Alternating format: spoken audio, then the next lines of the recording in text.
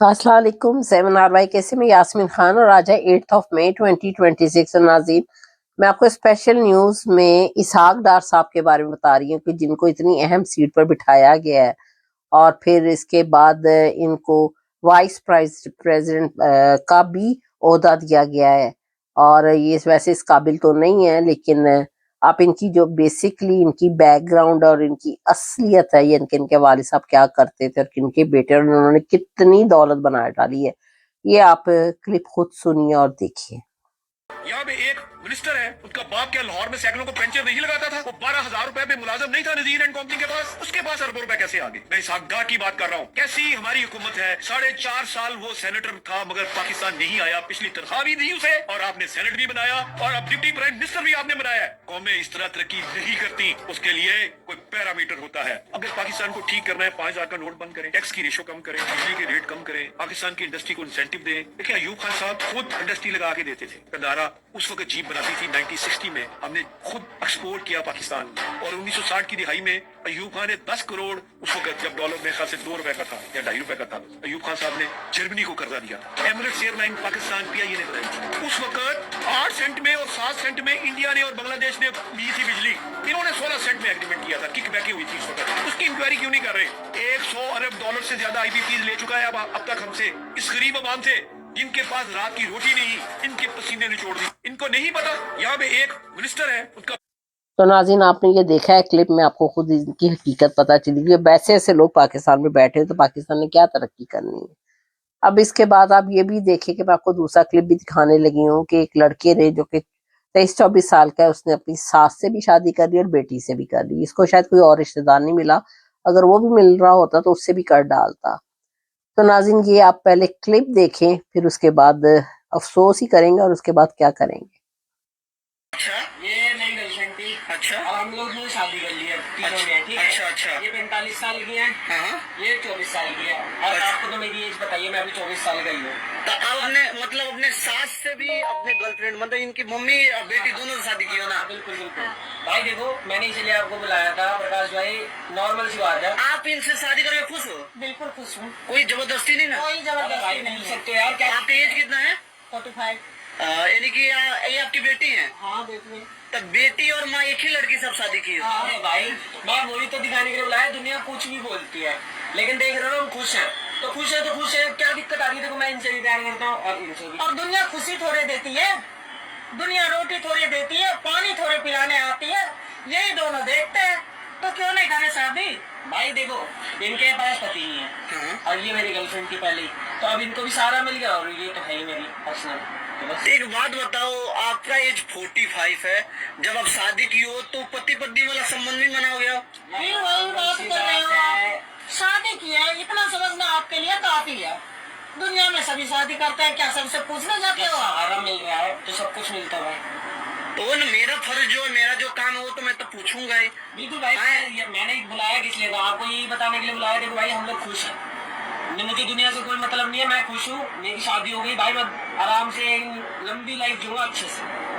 और अब तो वैसे भी इतनी खुशी मिली थी 2-2 हजार, तो फिर क्या दिक्कत है? वही ना, कोई जबरदस्ती नहीं ना की? कोई जबरदस्ती नहीं है, आप अपने मन से की हो। हाँ, अभी कोई दिक्कत नहीं है? नहीं, मुझे कोई दिक्कत। तो आपको बुरा नहीं लग रहा कि जिस लड़के से आप शादी की हो उसी लड़के से आपकी माँ भी शादी की है? मुझे क्यों बुरा लगे, मेरी माँ ही तो है, उनको भी सहारा मिल गया, मुझे ही मेरा प्यार मिल गया। ये तो यहाँ कुछ गलत नहीं लग रहा है? नहीं भाई, क्यों गलत लग रहा? आप इस इंसान को अपना पापा बोलोगे या हस्बैंड बोलोगे? क्यों ऐसे बात कर रहे हो? अरे इन लोगों ने पहले ही सोल्यूशन निकाल रखा है, मैं इन्हें माँ बोलूंगा ना, मैंने समझ सकते हो आप आगे कुछ। देख लो भाई, ये मेरी सास है। अच्छा, तो नाज़रीन, आपने ये भी क्लिप देखा है, तीनों के लगता है दिमाग खराब है, एक के भी नहीं, तीनों के ही।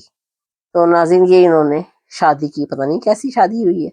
अब इसके बाद यूएई से जो है 15,000 पाकिस्तानियों को डिपोर्ट कर दिया गया है, यानी कि उनकी गाड़ियां भी जिनके पास हैं वहीं खड़ी हैं और ज़्यादातर तो ड्राइवर लगे हुए होते हैं ड्राइवरिंग का, उन्होंने लाइसेंस लिया होता है और गाड़ी चला रहे होते हैं। फिर उसके बाद उनके बैंक पे जितने भी पैसे हैं वो भी वहीं के वहीं रह गए, फ्रीज कर लिए, और उनके घर बार जो भी कुछ था वहां पर बना हुआ, बस उनको पहले पुलिस स्टेशन में ले जाया जाता है, फिर उसके बाद रिपोर्ट सीधा डायरेक्ट गो टू पाकिस्तान, तो फ्लाइट में बिठा दिया जाता है। इस तरह 15,000 जिनके नाम के साथ पता चला कि अगर किसी का پتہ چل رہا ہے کہ وہ شیعہ مذہب سے کوئی شاہ لگا، کوئی سید لگا ہے، کچھ اس طرح کے عباس، اس طرح کے ناموں کے ساتھ نام لگے ہوئے ہیں جن کو ان کو پتہ چلتا ہے کہ اس کا تعلق شیعہ ریلیجن سے ہے اسپیشلی.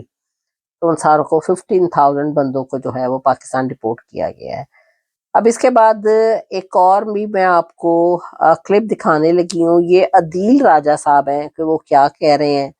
مریم صفدر اور عاصم منیر کی سرد جنگ جو کہ شروع ہے، یہ آپ خود ہی سنیں اور خود ہی دیکھیں کہ آپ کی طرح میں نے بھی دیکھا ہے، سنا ہے.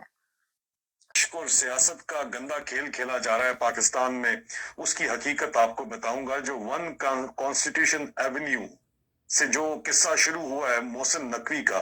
محسن نقوی کون ہے ہم سب کو پتا ہے، عاصم منیر کا زبردستی کا سالہ ہے، لیکن عاصم منیر کو وہ ریپرزینٹ کرتا ہے.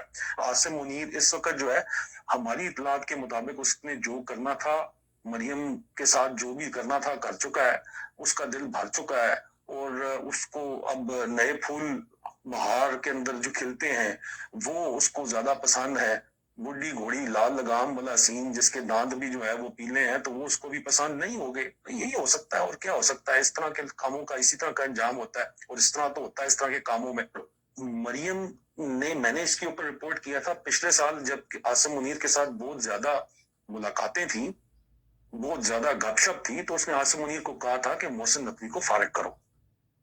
لیکن عاصم منیر نے آگے سے اگنور کیا اور محسن نقوی نے کہا میں تم دسنا گھر والی جڑی ہے وہ گھر والی ہوتی ہے تو میں ادا پر ہاں. آخر میں مریم کو محسن نقوی سے جا کے ملنا پڑا تھا اور معافی مانگنی پڑی تھی. لیکن معافی جو ہے وہ تو چلو دکھانے کے لیے مانگ لی گئی، لیکن ابھی بھی پہلے مریم کی نہیں چلتی پنجاب میں، پہلے محسن نقوی کی مطلب عاصم منیر کی چلتی ہے.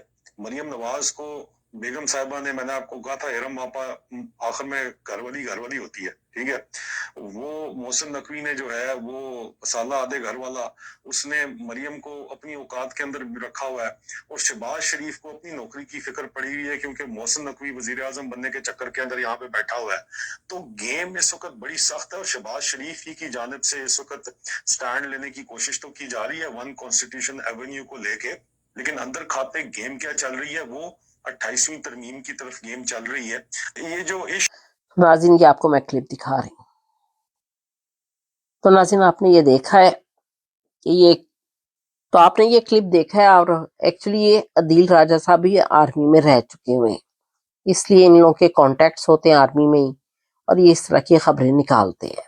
تو ناظرین میرا چینل جی 7RY کے اس کو سبسکرائب کیجیے گا. Thank you very much. خدا حافظ.